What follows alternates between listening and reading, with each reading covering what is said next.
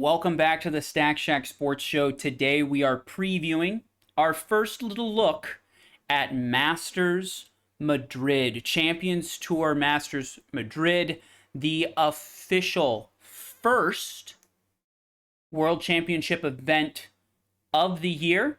We're getting all the regions together and we're going to see who comes up on top. Very important matches.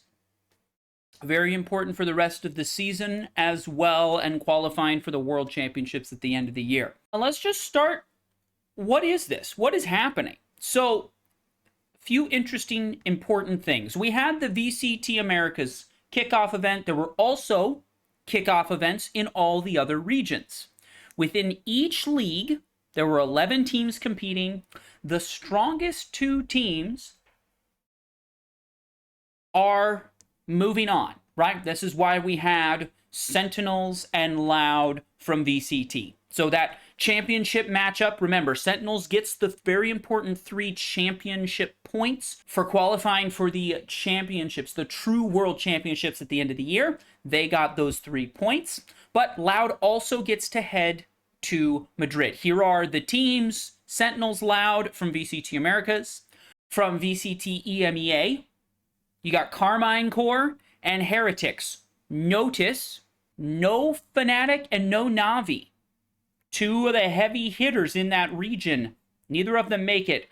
I am so excited, though, for these 2 teams to have made it. You got Carmine Corps, one of the best fan bases in all of esports, just in general, not even just Valorant, but everything.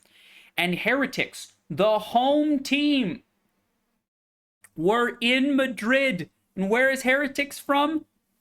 Spain. Fantastic and super excited about that. From Pacific, Gen.g Paper Rex. Not really surprised there. Same out of the Chinese region with EDG and FPX, Edward Gaming, Fun Plus Phoenix. Not real surprised out of those.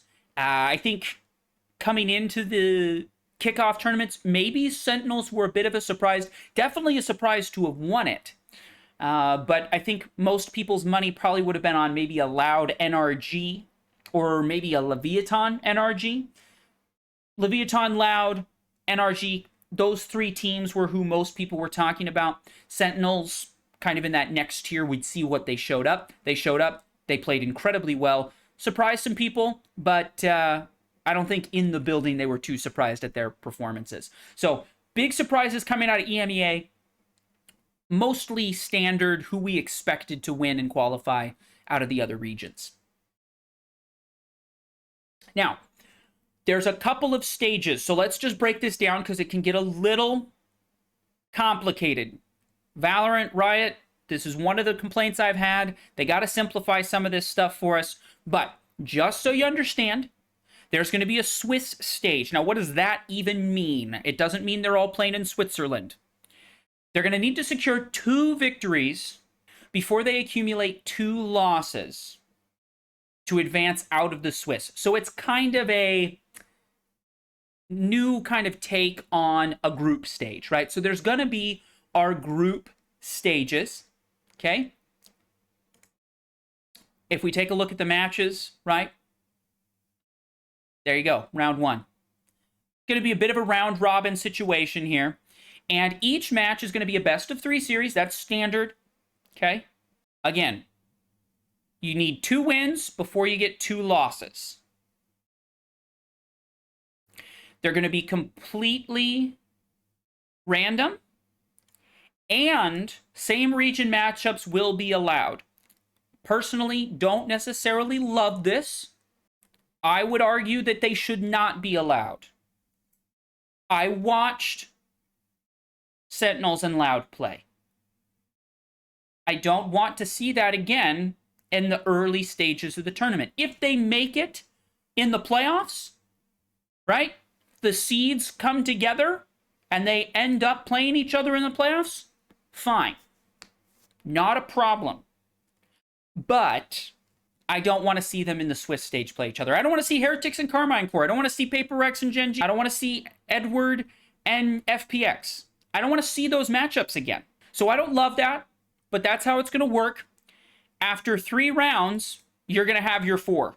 That's just how the math is going to work out, right? So first round, you play. If you win, now you're feeling pretty good because you have 1 win and 0 losses. You play your next match. If you win that, you're in. Again, you just got to get 2 wins before you get 2 losses. So the most matches you're going to play as far as qualifying is concerned is maybe you win or you lose the first one, doesn't really matter. Then you do the opposite in the second, opposite in the third. And on that third match, you're either going to have 2 wins or 2 losses. You're going to be either 1-2 or you're 2-1, and therefore you're eliminated or moving on. That will get you into the bracket stage. So there's going to only be those 4 teams that are going to make it. Only 4 teams are going to make it out of the 8. So they're just going to knock half the teams out in group stage. Makes sense. That is going to seed a very classic Valorant bracket. I will say playoffs look good. Okay? Random draw. It's a double elimination bracket. There will be best of 5s in both lower and grand finals. So that means the lower final here, best of 5, because that's your final kind of elimination match, right? And then also in grand finals, best of 5. If you win, you're in that title of Masters Madrid champion. Here's a nice graphic if you're confused about the Swiss stage kind of setup here. Thankfully, with the original draws here, we're okay. We don't have any same regions playing each other, right? Paper X playing Edward from China, playing a team from the Pacific region. Americas playing Gen G, right? Team from Korea, Pacific region once again. Heretics playing Sentinels, Europe, Americas, Europe, China. All worked out, thankfully. Moving on to round 2. We'll see how it works out. I would hope, I will say, because of how this worked out, it might help in the 1 versus 1. They've kind of split some people away, but I mean, it's possible that Heretics and Carmine Corps are going to play each other again. I don't love that. I don't love that. But, you know, you have 8 teams. You got 4 regions. I can understand it's a bit tricky to try and seed this, but I wish they would try and just make it all work out. I don't love having to have, you know, a potential rematch of any of these matches. But it is what it is. That's what they've decided to go with. Then round 3, the 4 teams that are going to be 1-1 after round 2, they will play. Those top 2 will get in along with whichever team wins these 2, right? So the winners of the 1-0 teams and then the winners of the 1-1 teams.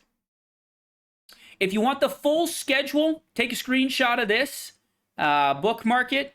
You've got all your times locked in for each day. Gonna be fantastic. We will definitely be covering this next week when it goes down. With grand finals coming up on the 24th. Should be quite fun. Now back to the Switch stage and some of my predictions. Now remember, this is going to be very important for the long-term goals of these teams in qualifying for later events. Just like in the kickoff event, this international event will also be awarding those championship points that are very important for the top teams. So keep an eye out for that. Keep tallying them all up. Remember, only the winners of the kickoff events currently have any points. During the regular season, you'll get 1 point for each win. That's why Sentinels and all the other winners of their kickoff events getting 3 points was huge. I believe my understanding is there will also be 3 points awarded for winning this event. So if you are the winner of the kickoff event and the winner of the first global event here in Madrid, you already have 6 points. It's like you won 6 regular season matches. That is fantastic. That is blasting you up to the top you are now easily the front runner to qualify. Obviously, if you're winning that much, you're probably going to win a lot of your regular season matches as well, but should something go awry, you're setting yourself up for success later down the line. So let's just get into some quick predictions here about who I think is going to end up where. I think historically you have to look at the Chinese teams as having some moments, EDG, FPX, but I'm not sure the Chinese teams are quite there yet this year. We will have to see. You know, they're not teams we get to see a lot, and the region being its own region is new this year.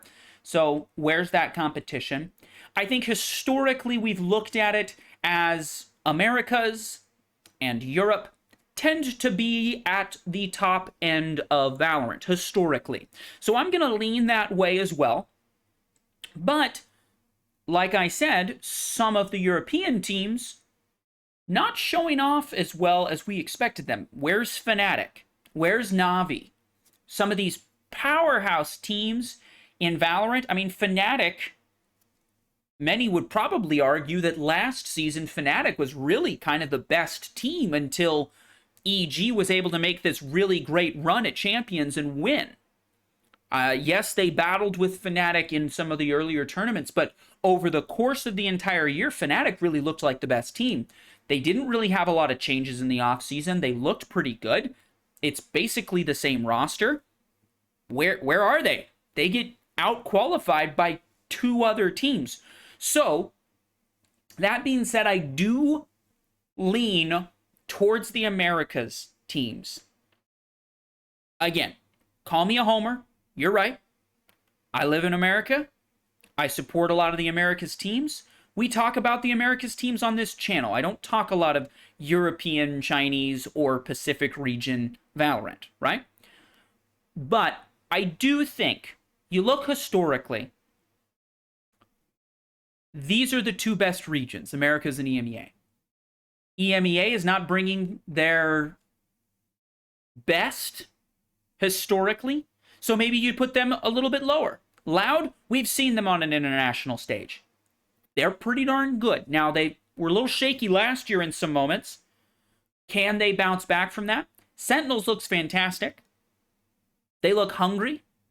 What I think the main storyline to me is going to be, will some of the experience of some of these other teams in international play, right? I've seen gen.g internationally. I've seen PaperX. I've seen EDG. I've seen FPX. Can that overcome the New Bloods, the Carmine Corps, the Heretics, the Sentinels? That's really going to be the clash, I think. Again, we haven't seen Sentinels on the international stage recently. We haven't seen Carmine Corps or Heretics. How will they adapt and get ready for a world championship type stage, world championship type pressure, the size of the crowd, traveling for these? You got to give Heretics a little bit of an edge, right? They don't have to travel for it. That's going to be good. So let me just give who I think the 4 teams are going to be that qualify out of the Swiss stage, right? We're going to take this group stage and we're going to cut them in half. So who are those 4 teams? I think Sentinels and Loud both get in. I think Loud is just chomping at the bit to avenge their really abysmal performance at the World Championships last year. They want to be back on that world stage and prove themselves. I think they're going to be ready. I trust Sadak. So I think Loud gets in. And I think Sentinels gets in as well. I can't deny what I saw in VCT Americas.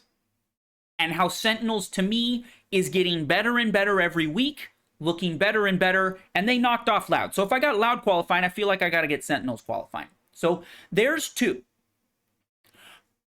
I think we get one of the European teams. I'm going to lean Carmine Corps. I'm tempted to say Heretics with the home team buff, but Carmine Corps won the European Kickoff event, and the Carmine Corps fan base is going to show up.